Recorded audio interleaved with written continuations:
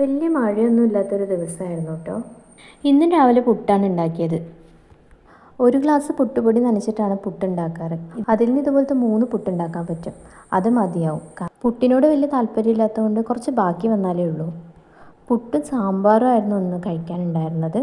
ആഴ്ചയിലൊരു 3 ദിവസമെങ്കിലും പുട്ടുണ്ടാക്കാറുണ്ട്. പുട്ട് ഏറ്റവും നല്ല ഭക്ഷണമാണെന്നാണ് അമ്മ എപ്പോഴും പറയാറ്. ഞാൻ വീട്ടിലുള്ള സമയത്ത് അമ്മ എനിക്ക് വേറെ എന്തെങ്കിലുമൊക്കെ കരുതി വയ്ക്കുക. അമ്മയ്ക്ക് നല്ലോണം അറിയാം ഞാൻ പുട്ട് കഴിക്കില്ല. പുട്ടുണ്ടാക്കുന്ന ദിവസം അമ്മ വിളിക്കുമ്പോൾ ചോദിക്കാറുണ്ട്, ശരിക്കും നീ രാവിലെ വല്ലതും കഴിച്ചു എന്ന്. കാരണം എന്താ വെച്ചാൽ അവർക്കല്ലേ അറിയുള്ളൂ അവരുടെ മക്കൾക്ക് എന്താ ഇഷ്ടം, അവരെത്ര കഴിക്കുന്നൊക്കെ. പുട്ട് വളരെ കുറച്ചായിരിക്കും രാവിലെ കഴിക്കുക. അതുകൊണ്ട് തന്നെ ഉച്ചയ്ക്കുള്ള ഭക്ഷണം ഞാൻ നേരത്തെ ആക്കും. വേഗം ഒരു ഗ്ലാസ് ചായയും കൂടെ ഉണ്ടാക്കി നല്ല ചൂടുള്ള പുട്ടും സാമ്പാറൊക്കെ കൂടെ കൂട്ടി രാവിലത്തെ ഭക്ഷണം കഴിച്ചു. അപ്പോൾ എല്ലാവരും വീഡിയോ ഒന്ന് ലൈക്ക് ചെയ്യുക, ഷെയർ ചെയ്യുക, ചാനലൊന്ന് സബ്സ്ക്രൈബ് ചെയ്ത് സപ്പോർട്ട് ചെയ്യുക. അപ്പോൾ ഇന്നത്തെ വീഡിയോ ഇത്രയേ ഉള്ളൂ. താങ്ക്